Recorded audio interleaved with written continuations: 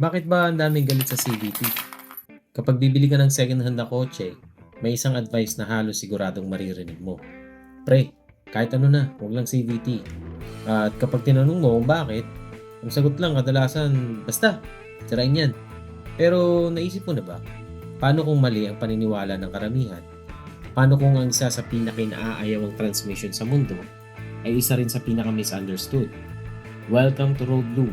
Bawat sasakyan may kwento. Ano ba talaga ang CVT? Simulan muna natin sa basic. Kapag automatic ang kotse mo, normal na mararamdaman mong nagsishift yan. First gear, second gear, third gear, at habang bumibilis ka, ramdam mong nagpapalit ng gear ang transmission. Pero ang CVT, wala halos ni isa sa mga yan. Hindi ito gumagamit ng traditional gears. Instead, dalawang pulis lang at isang napakatibay na steel belt ang gumagawa ng trabaho. Habang umaandar ang sasakyan, continuous ang pagbabago ng gear ratio. Walang biglang shift, walang gear 2, walang gear 3. Kaya ang ibig sabihin ng CVT ay continuously variable transmission. Simple ang idea at kung tutuusin, brilliant. Akala ng lahat, ito na ang future. Noong early 2000s, humigpit ang emission regulations at lahat ng car manufacturers may isang problema. Paano magiging mas matipid sa gasolina ang mga sasakyan? At dito pumasok ang CVT dahil kaya nitong panatilihin ang engine sa pinaka-efficient na RPM. Mas kaunting gasolina ang kailangan, mas smooth sa city driving at mas mababa ang emissions. Kaya sunod-sunod ang mga manufacturer, Nissan, Honda, Toyota, Subaru, Mitsubishi na parabang nahanap na nila yung transmission ng future. Pero hindi nagtagal nagkaroon ng problema. Ang transmission na sinira ng internet. Sa isang lumabas ang reklamo, may transmission na nanginginig, may nawawala ng hatak, may biglang umiilaw ang warning light, at meron pang tuluyang nasisira.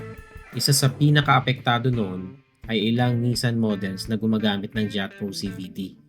Dahil sa dami ng complaints, kumalat ang lahat ng kwento sa forums, sa Facebook, sa YouTube, sa mga talyer, hanggang sa naging automatic na yung advice ng mga tao. Huwag kang bibili ng CVT. Pero, totoo bang lahat ng CVT ganito? Hindi lahat ng CVT pare-pareho. Ito ang part na madalas nakakalimutan ng marami.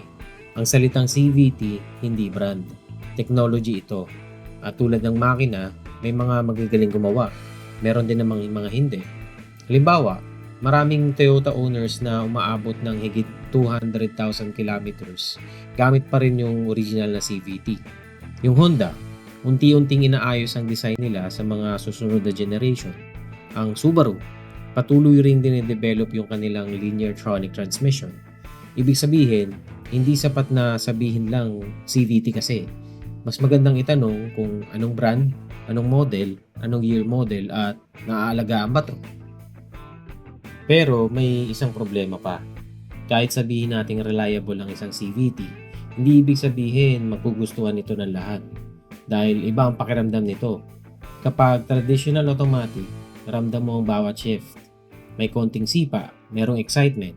Pero sa CVT, kapag tinapakan mo yung gas pedal, tataas lang ang RPM habang tuloy-tuloy ang acceleration. Para sa iba, para kang may inihilang goma. Kaya nga may term na rubber band effect. At alam mo ba yung nakakatawa? Maraming modern CVT ngayon nilalagyan na ng fake gear shifts. Hindi dahil kailangan ng transmission, kundi dahil hinahanap ng mga driver yung pakiramdam na tunay na shifting. Kaya ang tanong sa kung sirain ba talaga ang CVT, ang totoo hindi ganun kasimple ang sagot. Oo, may mga CVT na nagkakaroon ng seryosong problema.